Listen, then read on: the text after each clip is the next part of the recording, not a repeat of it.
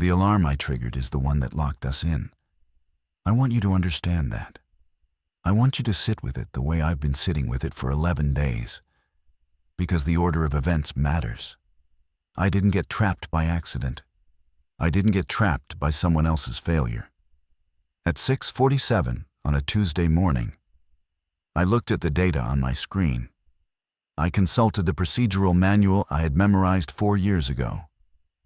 And I initiated a site area emergency that sealed every exterior door in the Kavanaugh Lake Nuclear Generating Station. I did it correctly. I did it by the book. And I did it while 14 of my people were still outside the protected envelope. My name is Dana Rowe. I'm the shift supervisor for Unit 2. Or I was.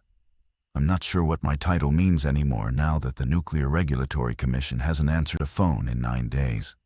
And the only chain of command that matters is the one I maintain by keeping my voice steady during morning roll call. There were 31 of us on shift that morning.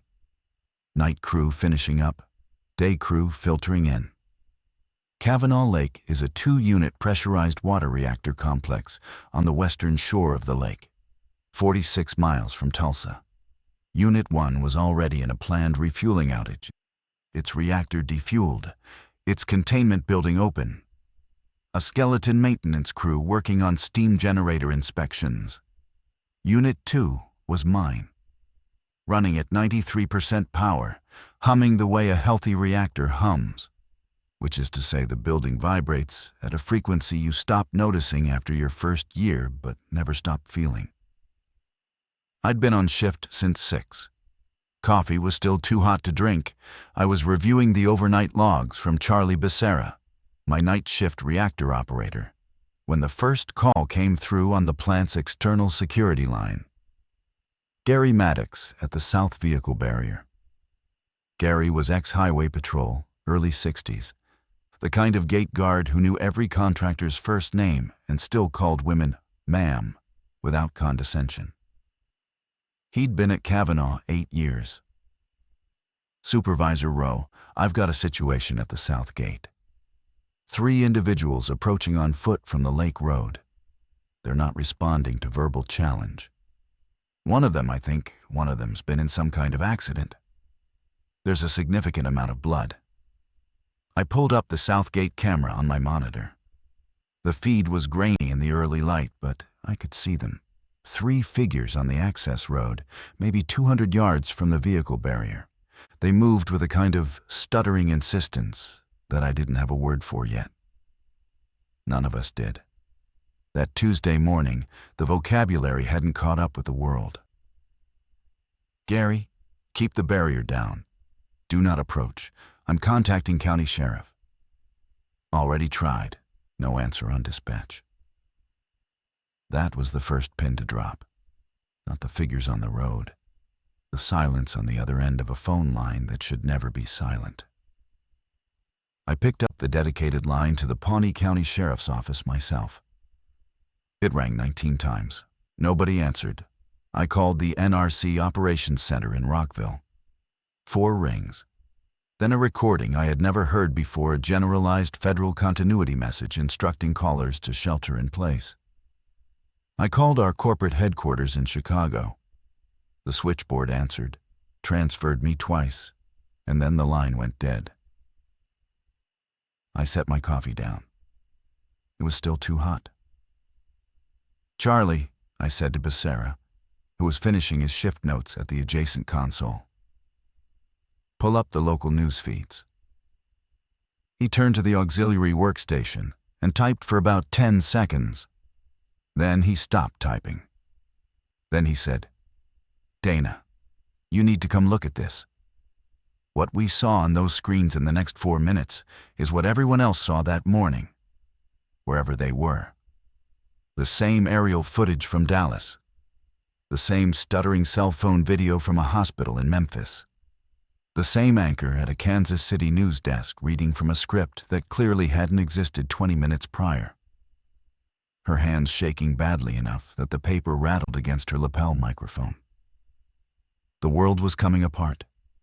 Not metaphorically, structurally. I'd been trained for this. Not for this. Specifically, nobody trains you for the dead, refusing to comply with thermodynamics, but for the architecture of crisis. The NRC drills us relentlessly. Every 6 weeks, a simulated emergency.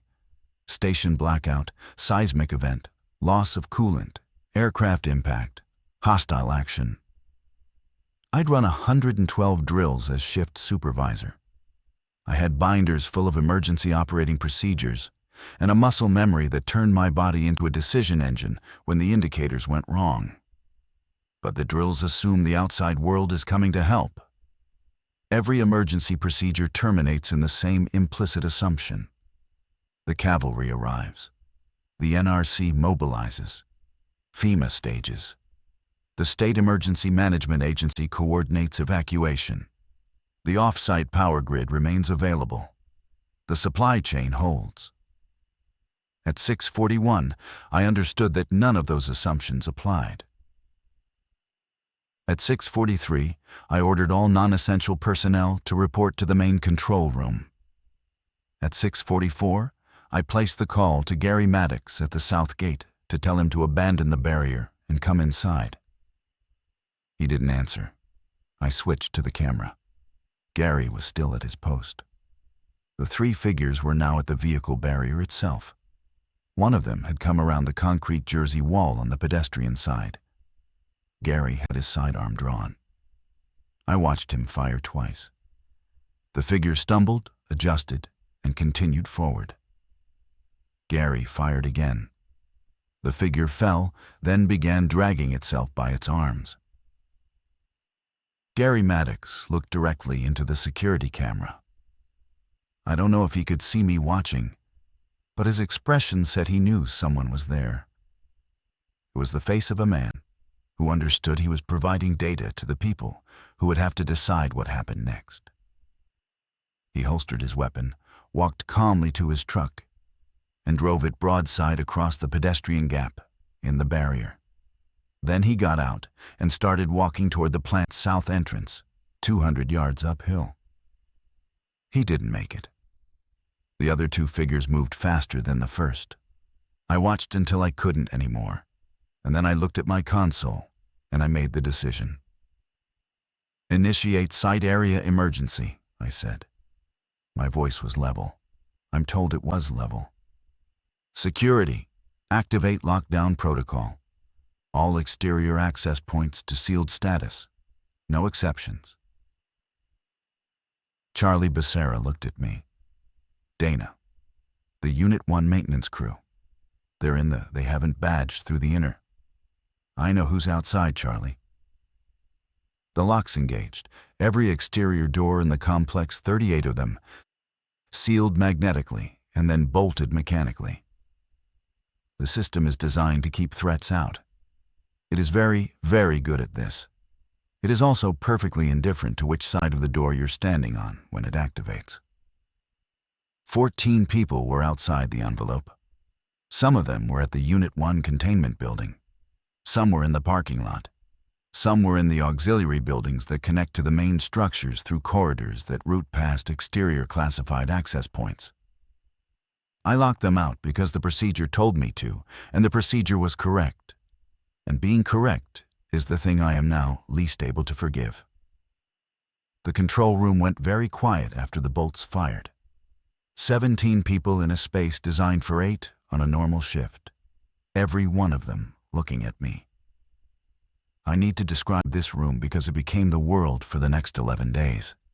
It's on the 3rd floor of the Unit 2 reactor building. Interior, no windows. 3 long console banks arranged in a shallow horseshoe facing a wall of indicators and status panels. Overhead fluorescents that never turn off. A back office with a desk, a phone bank, and the shift supervisor's log. A small kitchen alcove with a refrigerator, a microwave, and a coffee maker. A bathroom. That's it, 50 feet by 30 feet. The entire surviving population of Kavanaugh Lake Nuclear Generating Station. Let me tell you who was in the room, because they deserve that.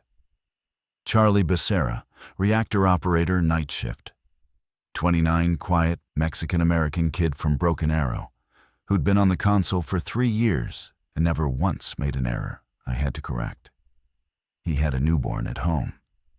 He didn't mention her for the first 6 hours. When he finally did, he said her name Lucia, and then went back to monitoring pressurizer level without another word. Terry Kwan, senior reactor operator, my second in command, 15 years at Kavanaugh, the only person in the room whose technical knowledge matched mine. Terry had a way of compressing her emotions into her jaw. You could read her fear by how tightly her molars were set. That first morning, her jaw was clenched so hard I could hear her teeth creak from 4 feet away. Marco Delaney, electrical maintenance supervisor. Big man, loud under normal circumstances, a storyteller and a complainer, and the first person to volunteer when something dangerous needed doing. Marco had been heading to the Unit 1 turbine building when I called everyone in.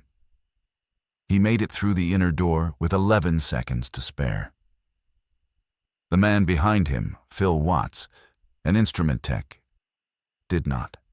I know this because Marco told me once on the 4th night, and then never spoke about it again. Nadia Osei, health physics technician, Ghanaian-born, sharp-eyed, perpetually calm in a way that I initially mistook for detachment and later recognized as the deepest form of competence I'd ever witnessed. Nadia understood radiation the way some people understand weather, not as numbers, but as an environment, a thing with moods and patterns. She became the most important person in the building by the 3rd day, though she would have refused that title. There were others. I'll name them as they matter. 17 total, including me. 9 from operations, 4 from maintenance, 2 from security, 1 from health physics, 1 contract engineer named Hugh Linden, who'd been on site to evaluate a valve replacement and found himself locked inside someone else's apocalypse with a briefcase full of technical drawings and no change of clothes. I gave the room 60 seconds of silence. Not because I was gathering myself, I was already gathered. The training does that to you. It turns you into something that processes before it feels, but because they needed it. 60 seconds to absorb the fact that the locks had fired, that the phones were dead, that the footage on the auxiliary monitor showed a world unrecognizable from the one they'd driven through 40 minutes ago. Then I said, Unit 2 is at power. The reactor doesn't know what's happening outside. It needs the same thing it needed an hour ago. Qualified operators at these consoles doing their jobs. That's what we're going to do. Everything else comes after. It was the right thing to say. I know it was. But I also know that everything else included 14 people whose names I could recite from memory, standing on the wrong side of doors I had personally ordered shut. A pressurized water reactor at operating temperature is not patient. It doesn't pause. It doesn't understand context. The physics inside that containment vessel proceed at the speed of neutron flux, which is to say the speed of the universe's fundamental indifference to human scheduling. The fuel assemblies in Unit 2's core contained roughly 97 metric tons of uranium dioxide operating at a thermal output of 3,400 megawatts. Every second, the chain reaction produced heat. Every second, the cooling system had to remove that heat. The margin between controlled fission and catastrophic fuel damage was a set of numbers on my console, and those numbers required human hands to maintain. This is what people don't understand about nuclear plants. They think the danger is the reactor.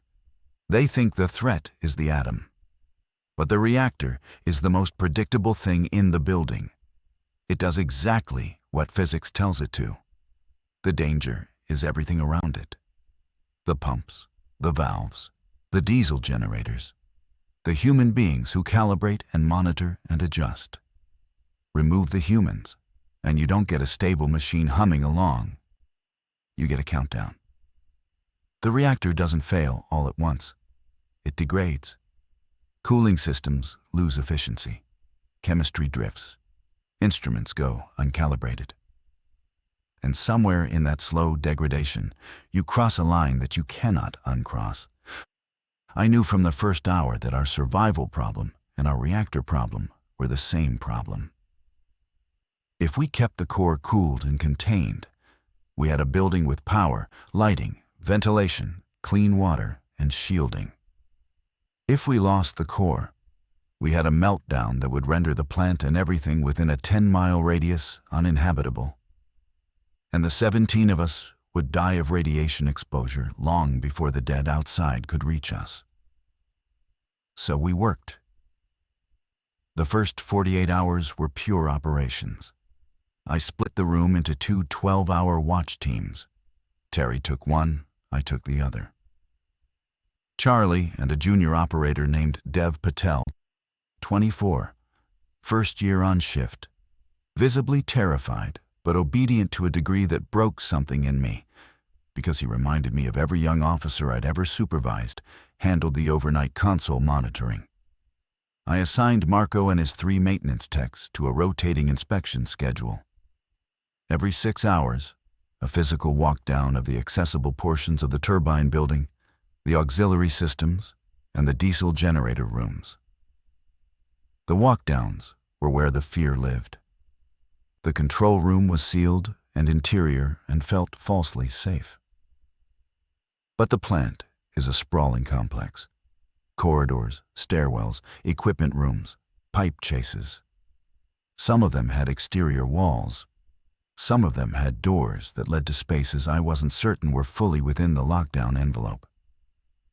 The plant had been designed to resist human intruders, armed attackers, saboteurs. It had not been designed to resist a population of the surrounding county, pressing mindlessly against every seam. On the first walk-down, Marco came back pale. "South Turbine Hall," he said. "There's something at the roll-up door. You can hear it. Not banging, just leaning.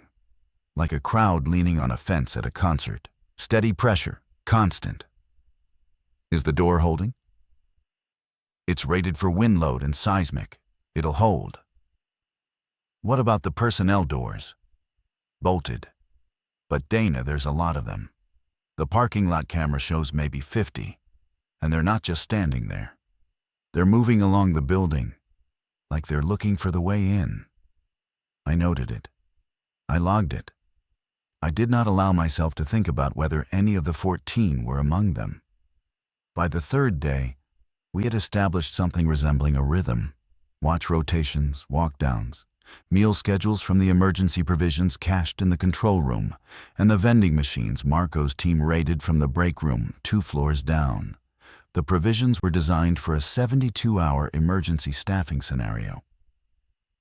17 people would stretch them to maybe 10 days if we rationed hard. But food wasn't the critical constraint. Water was fine. The plant has its own treatment system drawing from the lake. The pumps were running on station power. Ventilation was adequate. The real constraint, the one I calculated on the 2nd night and told only Terry, was staffing. A 2-unit nuclear complex normally operates with a minimum shift complement of 12 qualified personnel for the running unit alone. We had 17 people total, 9 of whom were operations qualified for Unit 2. But human bodies have limits the NRC acknowledges in peacetime and that physics acknowledges all the time. 12-hour shifts with no days off, no relief, no end date. Stress, sleep deprivation, grief. I watched Charlie Becerra's hands develop a fine tremor on the 3rd day. He was monitoring steam generator levels while thinking about a 7-week-old daughter in Broken Arrow. And his hands shook. And he made no errors. And the fact that his body was failing while his performance remained perfect was not reassuring. It was a debt-accumulating interest. I called a meeting on the evening of day 3. All 17 gathered in the control room. I stood at the front console. and I told them the truth. Because lying to nuclear operators is both immoral and stupid. They can read the same instruments I can. Here's where we stand. Unit 2 is stable. All primary systems are nominal. Diesel fuel for the backup generators, which we haven't needed yet because the grid connection is still live, is sufficient for approximately 14 days. Food is sufficient for 10 days at current rationing. But I need to talk about something else. I paused. Nadia Osei was watching me from her station near the health physics instruments with an expression I'd later learned to recognize as her version of bracing. "Are people outside?" I said. "I've reviewed all available camera feeds. I can account for 6 of the 14. 3 made it to personal vehicles and left the site. I watched them drive out. I don't know where they went, but they got clear. 2 are confirmed dead in the Unit 1 auxiliary building. Cameras caught what happened. 1, Phil Watts, was..." I looked at Marco. He was staring at the floor. "Phil didn't make it through the south corridor. That leaves 8 unaccounted for. I don't have camera coverage for the areas where they were last assigned. The room absorbed this." Hugh Linden, the contract engineer, who had been sitting quietly against the back wall for 3 days contributing nothing and consuming rations, raised his hand. "What about rescue, National Guard, anyone?" "We've been transmitting on the emergency frequency since day 1. No response. The NRC line is dead. Corporate is unreachable. The grid is still supplying power, which suggests some infrastructure is functioning somewhere. But I have no evidence that organized response is coming. So we're on our own. We're on our own." Dev Patel, sitting cross-legged on the floor because there weren't enough chairs, said quietly, "How long can we keep the reactor running?" "Indefinitely, in theory, as long as we have cooling water and qualified operators. But the honest answer is, as long as we can keep ourselves functional. The reactor doesn't get tired. We do." On the 5th day, the grid dropped. I was asleep in the back office. I'd been rotating between 4 hours on a cot and 12 hours on the console when the lights flickered, died, and were replaced 2 seconds later by the amber emergency lighting as the diesel generators kicked in automatically. I was at the main console before the second diesel came online. "Loss of off-site power," Terry reported, her voice carrying the controlled flatness that meant she was already 10 steps into the procedure. "Reactor trip initiated automatically. Both diesels started and loaded. All safeguards equipment is energized." The reactor had scrammed.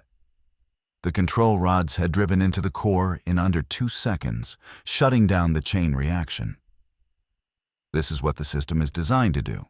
It works. It worked perfectly. But a scrammed reactor is not a safe reactor. It is a reactor that is no longer generating the heat of fission, but is still generating the heat of radioactive decay. The accumulated byproducts in the fuel continue producing thermal energy at a rate that starts at about 7% of full power and decays logarithmically over hours and days. 7% of 3,400 megawatts is 238 megawatts of heat that must be removed or the fuel will damage. The diesels were removing it. The pumps were running. The core was cooling. But we had just shifted from a stable operating configuration to an emergency cooling configuration dependent entirely on 2 diesel generators with a finite fuel supply that I had quoted at 14 days 3 days ago, which meant we now had 11 days of diesel. After that, no cooling pumps. After that, the fuel heats. After that, the containment fills with steam and hydrogen. After that, it doesn't matter how many dead are outside, because the building becomes the thing that kills everything.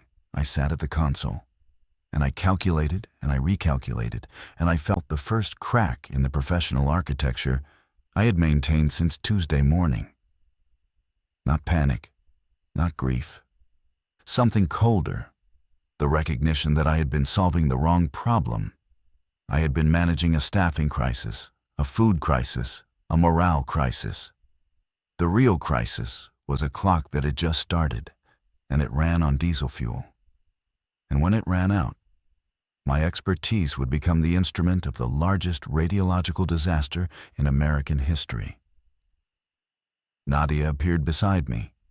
She set a cup of coffee on the console. Our supply was dwindling, and the gesture was generous. "You've done the math," she said. It wasn't a question. 11 days. 10 and a half. Generator 2 is consuming above its rated burn rate. The fuel quality in the storage tanks may have degraded. It's been in there since the last delivery, which was 6 weeks ago. So 10 days, maybe 9. I looked at her. "What's the dose rate outside containment if we lose cooling at day 12 post-scram? With decay heat at that point. If cooling stops entirely and we get fuel damage starting at 4 to 6 hours after pump loss, anyone in this building has maybe 2 hours before accumulated dose becomes fatal. And that's with the containment intact. If we get a hydrogen burn and containment breach, the exclusion zone is 10 miles. 10 miles is Kavanaugh Lake, the town. What's left of it, yes. The solution was diesel, more diesel. The plant's fuel oil storage tanks held what they held, and I couldn't manufacture more. But I knew where more existed. Every nuclear facility maintains an off-site emergency diesel cache. Kavanaugh's was in a fenced storage yard 3/4 of a mile north of the plant, along the lake access road. 6 20,000-gallon tanks, enough to run the generators for months. It was the reason the NRC had approved our fuel oil inventory as adequate. The calculation always included the off-site reserve. 3/4 of a mile. In a normal world, a 5-minute drive, a 15-minute walk. In this world, it was a crossing through open ground that the cameras showed was occupied by a population of the dead that had been steadily growing since Tuesday. I briefed the full team on day 6. I laid out the math. I let them see the numbers. And then I said the thing I had been constructing in my head for 24 hours, the sentence that I had built and tested and hated and could not find an alternative to. I need to send a team outside. The silence was different from the one after the lockdown. That silence had been shock.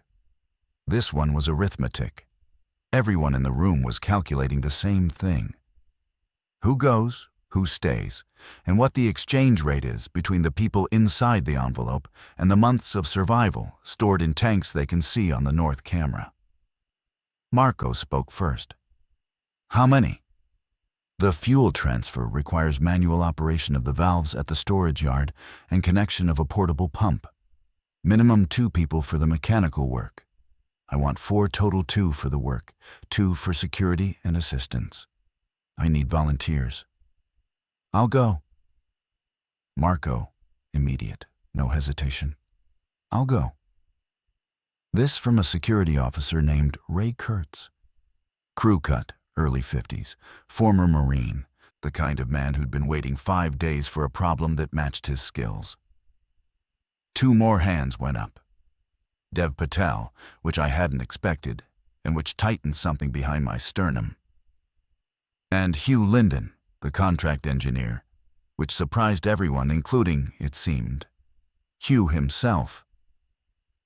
He lowered his hand slightly after raising it, as if his arm had acted on its own, then set his jaw and raised it again. "I've been useless for 5 days," he said. "I know piping systems. I can work the connections faster than someone who doesn't."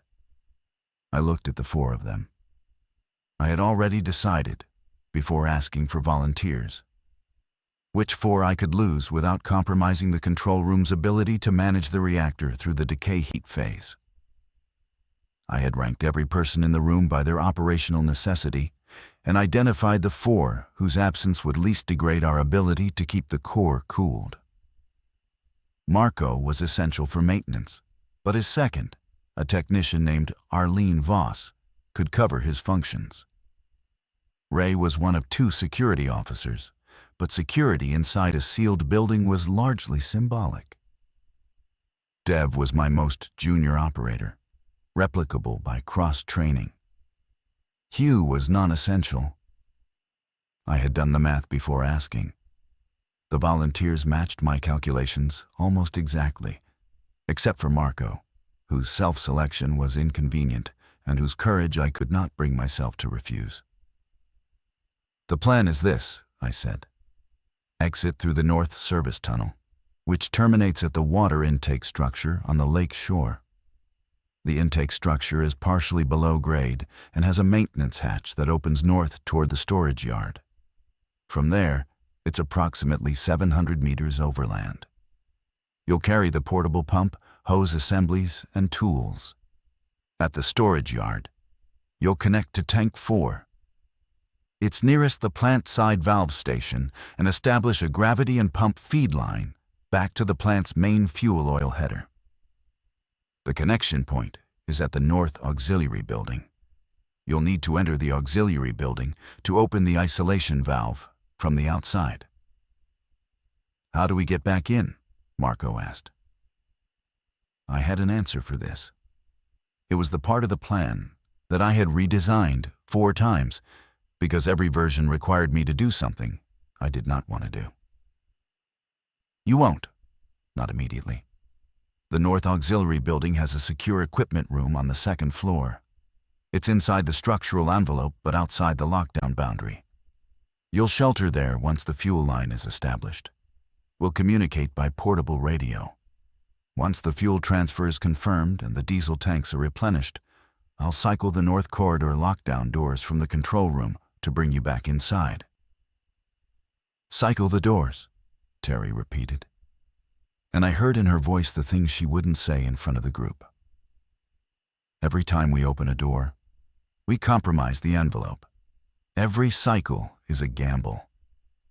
"Yes," I said. "I'll cycle the doors." We prepped for 2 days. Marco and Arlene assembled the portable pump from maintenance stores.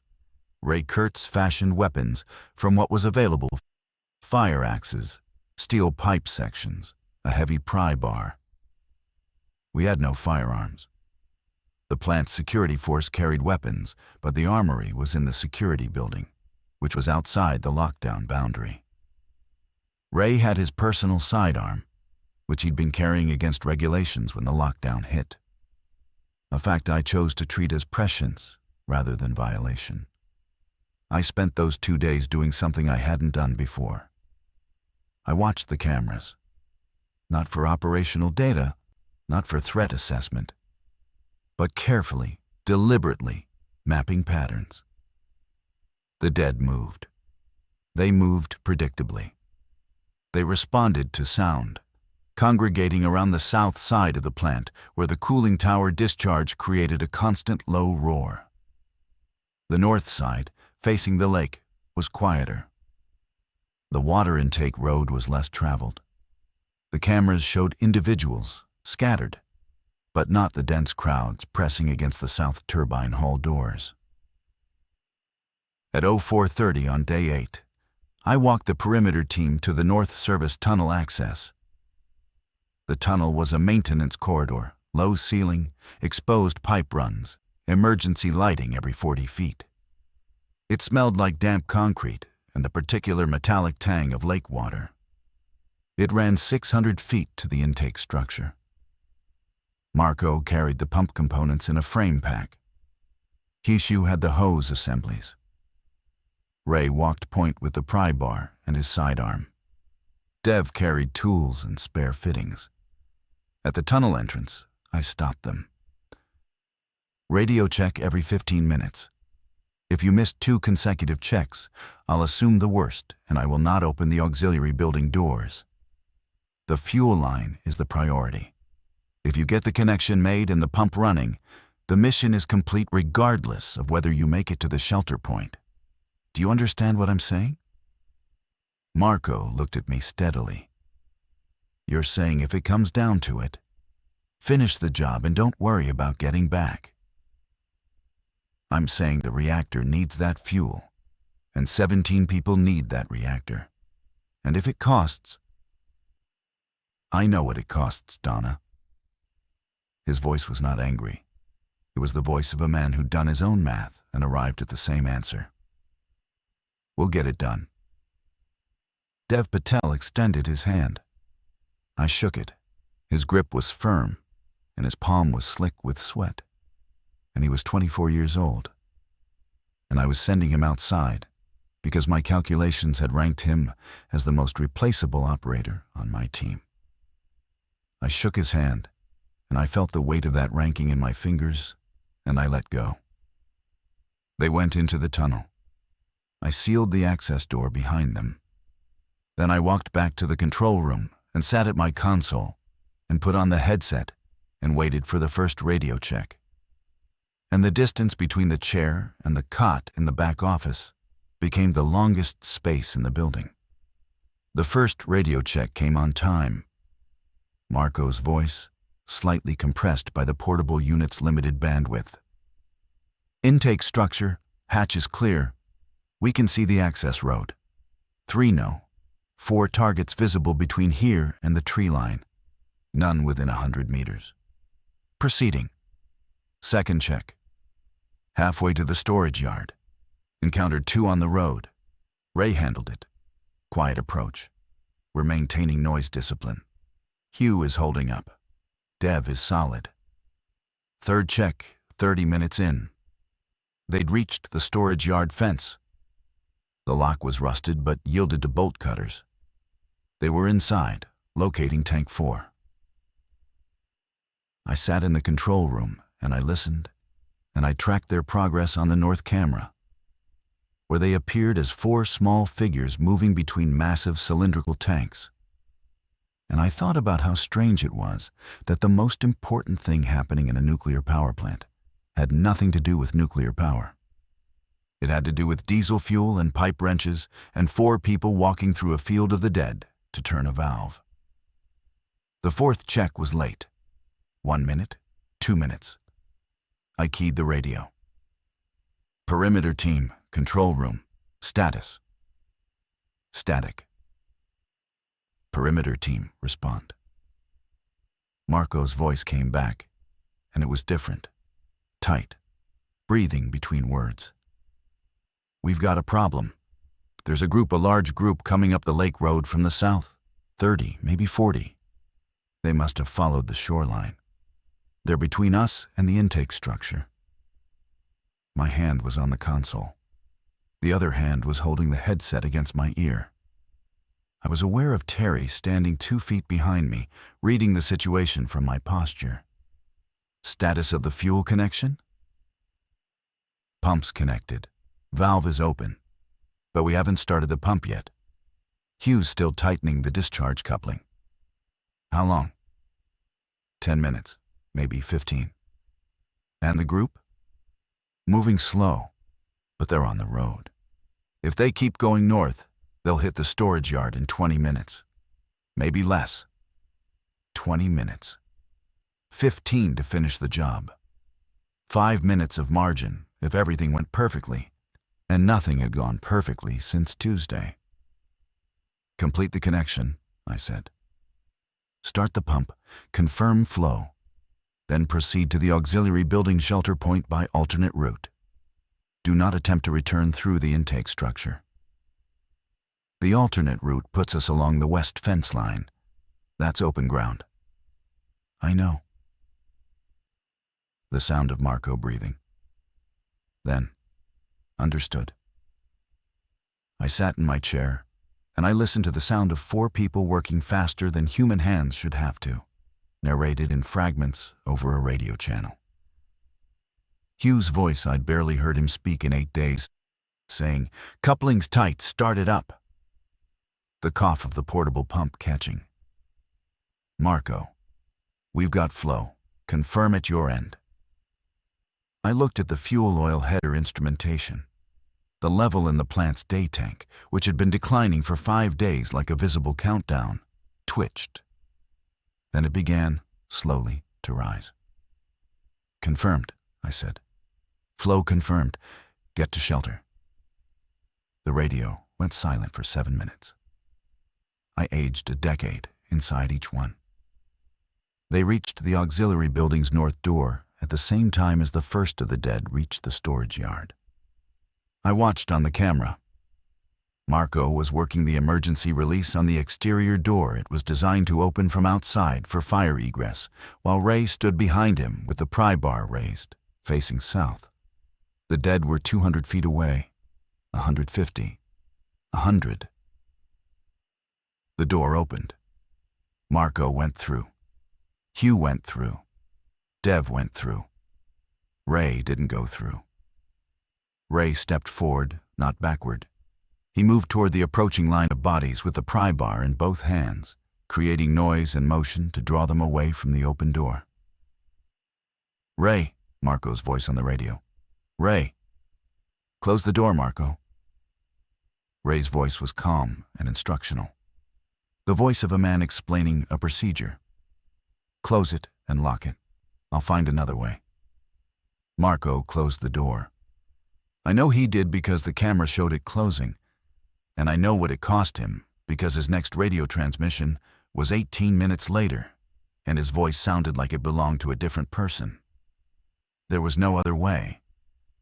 I reviewed the cameras for the next 3 hours, scanning every angle that covered the north side of the complex. I never saw Ray Kurtz again. At 1100, I confirmed that the fuel transfer was sustaining. The plant's main diesel tanks were receiving a steady feed from the off-site storage. At the current consumption rate, we had shifted from 11 days to an estimated 90-plus days of diesel capacity. The math had changed. The clock had changed. 4 people walked out.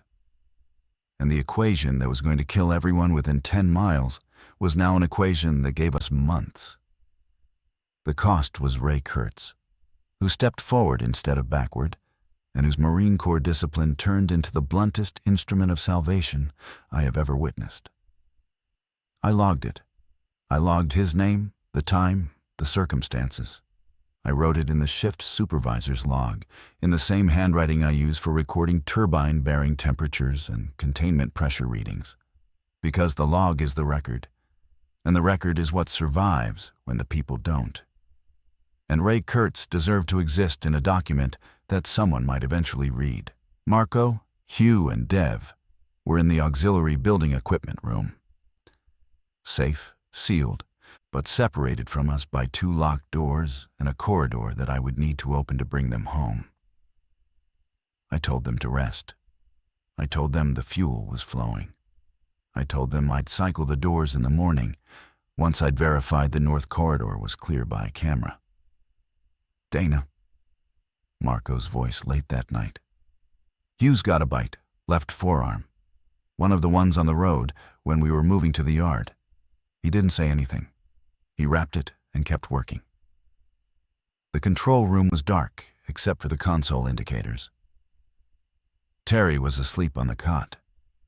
Charlie Becerra was monitoring the reactor cooldown at the far console, his trembling hands still precise. I was alone with the radio and the sentence that had just restructured the next 12 hours. "How is he now?" "Coherent, low fever.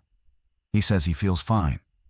"Dana, he says he feels fine, but I can see his eyes." "How long ago was the bite?" "He thinks maybe 4 hours into the mission, so 18 hours ago." I didn't know the timeline. Nobody had published a reliable progression timeline. The footage we'd seen on that first morning showed variation minutes in some cases, hours in others. 18 hours was a long time. It might mean resistance. It might mean a slow clock. "Secure him," I said. "He's a person, Donna." "Secure him, Marco. Separate room. Lock the door. Leave him water and whatever food you have. I will cycle the corridor doors tomorrow, and we will bring you and Dev home, but I need him contained before I open those locks." Silence on the radio. Then, "Understood." I sat in the dark. And I thought about Hugh Linden raising his hand at the volunteer meeting, the slight waver, the reset, the jaw. I've been useless for 5 days. He had been. And then he wasn't. And then he finished the coupling that saved the reactor and everyone within 10 miles of it. And he did it with a bite he never reported, because reporting it would have stopped the mission. Hugh Linden saved us by keeping his mouth shut about the thing that was killing him. I don't know what to do with that. I don't know where it goes in the moral architecture I was trained to maintain. I cycled the doors at 0600 on day 9. Camera showed the north corridor clear. I opened the first lock, waited 5 minutes, opened the second. Marco and Dev came through at a jog. I resealed behind them. They looked like they'd lost 10 pounds each. Dev's eyes were hollow. Marco had blood on his jacket that he didn't explain, and I didn't ask about. "Hugh," I said. Locked in the electrical junction room. He was still talking at 0300. By 0500, he wasn't. Is he? I don't know what he is. He's in there and the door is locked, and I'm not going back to check. I brought them into the control room. Dev sat on the floor and Terry gave him water, and he drank it without looking at anyone. Marco stood at the console and looked at the diesel tank instrumentation, the levels climbing. Proof that what they'd done was working. And then he turned to me and said, "Don't ever ask me to do that again. I can't promise that." I know. I'm asking anyway. We had fuel. We had time. The reactor was in stable cold shutdown, decay heat declining along its inexorable curve, the diesels running the residual heat removal pumps in a patient mechanical rhythm that would continue for as long as the fuel flowed. The math was survivable now. The building would hold, the shielding would protect, the water would keep running. We had solved the problem. And the problem solution had cost one man his life and transformed another into something locked behind a door in an adjacent building. And the remaining 15 people in my control room were looking at me the way operators look at the shift supervisor after a casualty event. Not with blame, not yet, but with the specific awareness that every decision traces back to a single chair. My chair. I'd sat in it for 9 days. I'd made correct decisions for 9 days. Every one of them had cost something that correctness couldn't repay. That evening, I did something I hadn't done since the lockdown. I walked away from the console. Not far, just to the back office, just to the cot. Just to the 6 feet of space where the shift supervisor was allowed to stop being the shift supervisor for a few minutes. I lay on the cot and I stared at the ceiling. And I let the architecture crack. Just slightly. Just enough to feel what was behind it. 14 people locked out. Gary Maddox, Phil Watts, Ray Kurtz stepping forward, Hugh Linden's hand going up, Dev Patel's sweating palm, Charlie Becerra's tremor, Nadia's coffee, the grid dropping, the diesels kicking in. The numbers, the numbers, the numbers. I cried for approximately 4 minutes. Then I washed my face in the bathroom sink, returned to the console, and relieved Terry for the night watch. "You okay?" she asked. "Reactor status?" She looked at me for a long moment. Then she gave me the brief, and she went to the cot, and the night shift began. Day 11, the day the radio came alive. Not our radio. The plant's emergency communication system, the one that connects to the NRC and the State Emergency Operations Center and FEMA's Region 6 Coordination Office. The one that had been broadcasting our status into silence for 10 days. At 14:30, a voice broke through the static on the dedicated federal frequency. "Kavanaugh Lake Nuclear Generating Station, this is Colonel Marcus Webb, United States Army Corps of Engineers, operating from Tinker Forward Operating Base. We have received your transmissions. Please confirm station status. Over." Charlie Becerra, who was at the communications panel, looked at me with an expression I had never seen on his face. It took me a moment to identify it as hope. I took the handset. Colonel Webb, this is Shift Supervisor Dana Rowe, Kavanaugh Lake Unit 2. Station status, Unit 2 in stable cold shutdown. Unit 1 was defueled prior to event, no concerns. Diesel generators operational with approximately 85 days of fuel supply.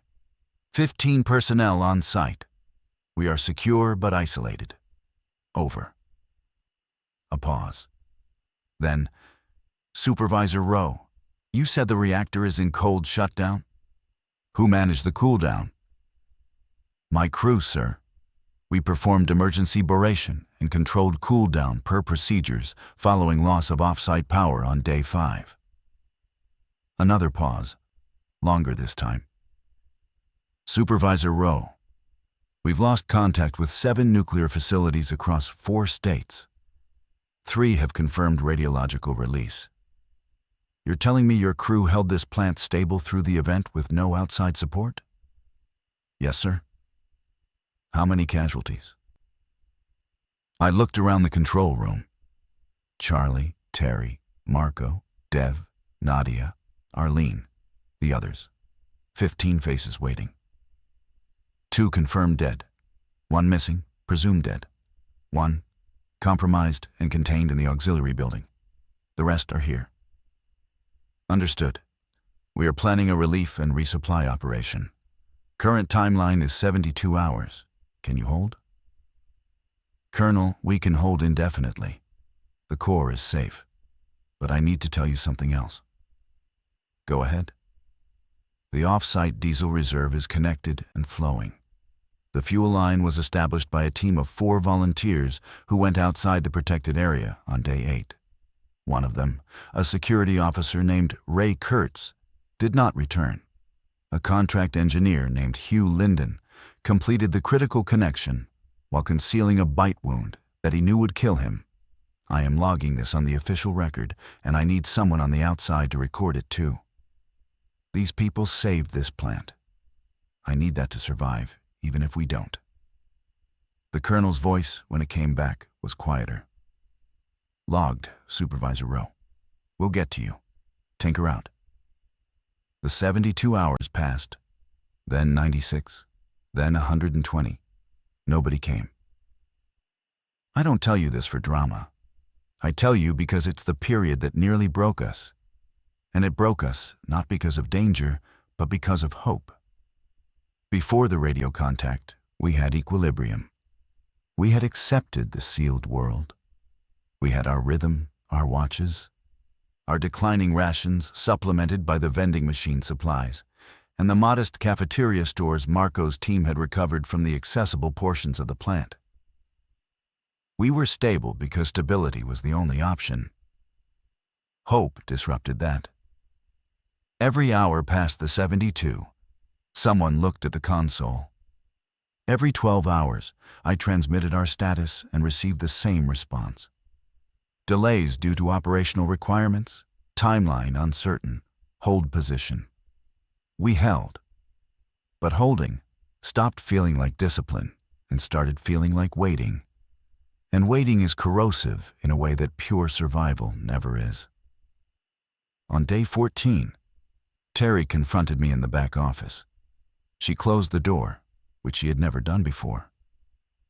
We need to talk about food. I know. Marco's inventory puts us at 6 days of rationing. The cafeteria stores are exhausted. The vending machines are empty. We have water indefinitely, but calories run out on day 20. The Army said they're coming. The Army said a lot of things, Dana. The Army also lost contact with 7 nuclear plants. They're not coming for us first. They're going to the ones that are melting down. She was right. Of course she was right. We were the success story. We were the plant that held. And in triage, a concept I understood professionally and was now experiencing from the other side, you don't prioritize the stable patient. You prioritize the ones who are dying. There's food in the town, Terry said. The town is 3 miles away. The cafeteria at the training center is 400 meters from the North Auxiliary building. It was stocked for a class of 30 that was supposed to start the week of the event. That's meals for 30 people for 5 days, untouched. I knew about the training center. I'd thought about it. I'd rejected it. I'm not sending another team outside. Then we starve on day 20, and it doesn't matter that the reactor's safe because the operators are dead. Terry. Don't Terry me. You made the right call with the diesel. You made the right call on the lockdown. You've made every right call because that's what you do, Dana. You make the correct decision every single time. And every single time it costs something. And you absorb the cost because that's what shift supervisors do. But if you refuse to make this call because Ray Kurtz and Hugh Linden are sitting on your conscience, then you're making the first wrong decision of this entire event, and it'll be the one that kills us. I stared at her. She stared back. Her jaw was clenched so hard the muscles in her temples were twitching. I'll go myself, I said. No, you will not. You're the only senior reactor operator qualified to manage a post-trip plant in long-term shutdown. If you die out there, nobody in this room can replace you. You know that. I know you know that. Because you calculated it on day 1 when you were ranking us by replaceability. I didn't deny it. There was no point. I'll go, she said. I'll take Arlene and one of the security officers. 3 people, fast trip, known route. We'll be back in 2 hours. And if you're not? Then you'll still be here and the reactor will still be safe. And that's the math, Donna. That's always been the math.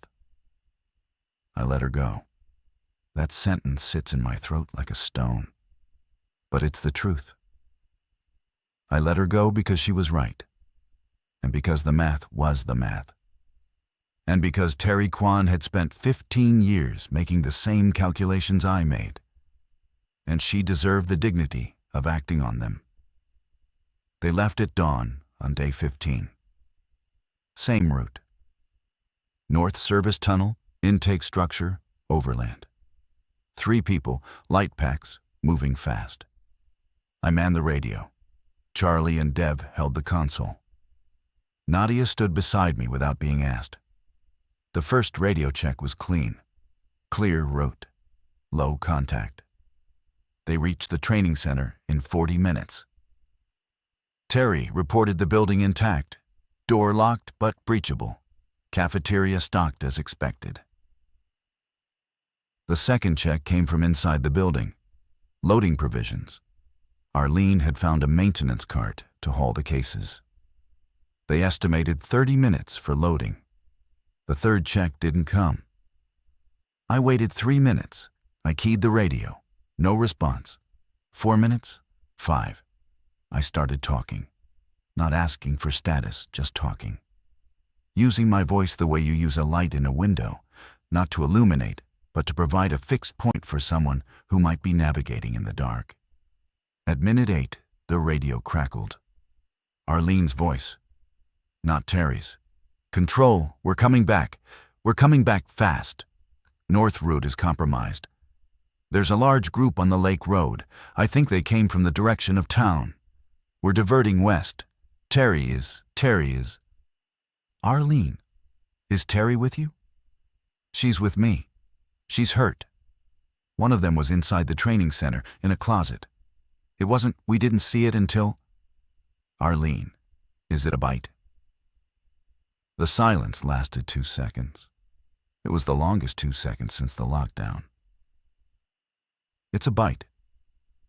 I closed my eyes.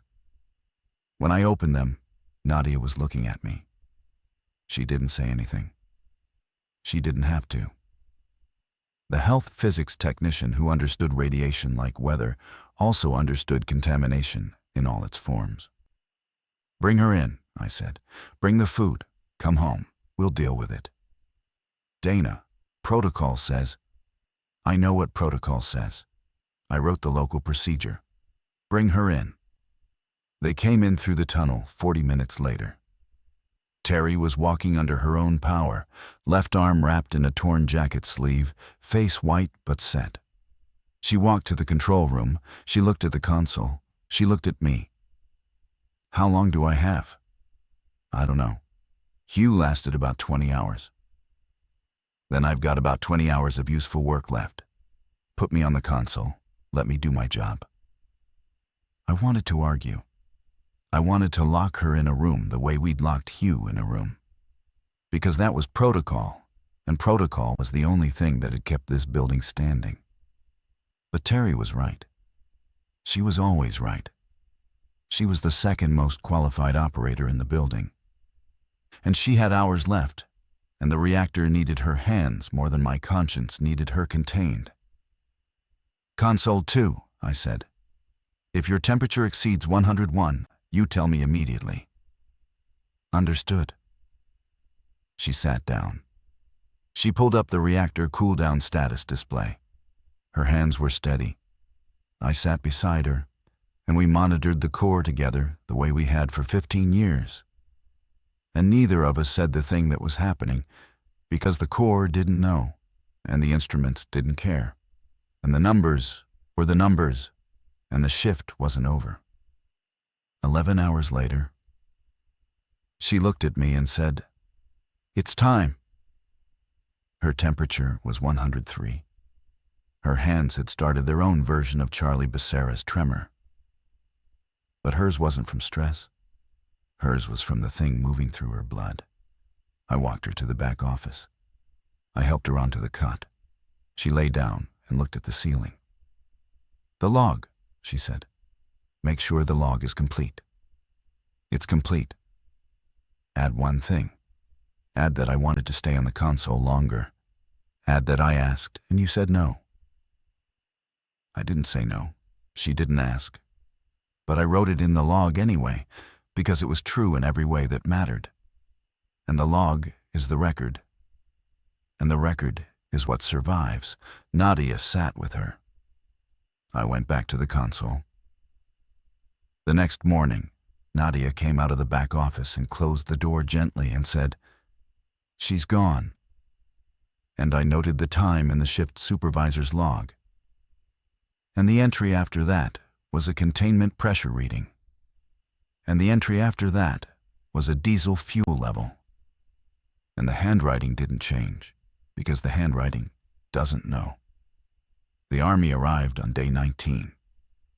2 Blackhawks and a convoy of armored vehicles that rolled up the South Access Road and stopped at the vehicle barrier where Gary Maddox had parked his truck broadside 13 days earlier. The truck was still there. Gary was not.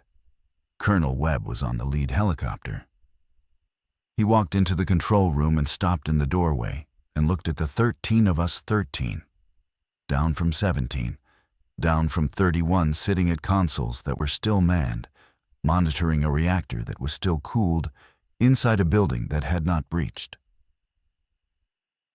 "Who's in charge?" he asked. "I am," I said from my chair. He looked at me for a long time. Then he nodded. "They brought food. They brought personnel. They brought a relief operating crew from a facility in Virginia. They told me I could leave. They told me I'd done enough." I left on day 21. I walked out through the North Service Tunnel and through the intake structure and into open air for the first time in 3 weeks. The sun was yellow and ordinary and warm on my face, and I stood there blinking and breathing, and I didn't feel free. I felt subtracted. Each correct decision had removed something from me, a name, a face, a hand I'd shaken, a jaw I'd watched clench. I carried them out in the same posture I'd carried them in the control room, upright, organized, and cataloged. The reactor is still there. The core is safe. The containment held. They tell me it was the only facility in the region that didn't release. They tell me what I did mattered. I know it mattered. I know the math. I know exactly what it saved and exactly what it cost. I keep both sets of numbers in the same column, in the same steady handwriting, because that's what the log requires. And the log is all I have left that tells the truth without asking me how I feel about it.